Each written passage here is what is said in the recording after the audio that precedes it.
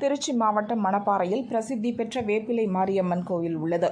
500 ஆண்டுகள் பழமையான இக்கோவிலின் சித்திரை திருவிழா கடந்த ஏப்ரல் 21ஆம் தேதி பூச்சொரிதல் விழாவுடன் துவங்கியது.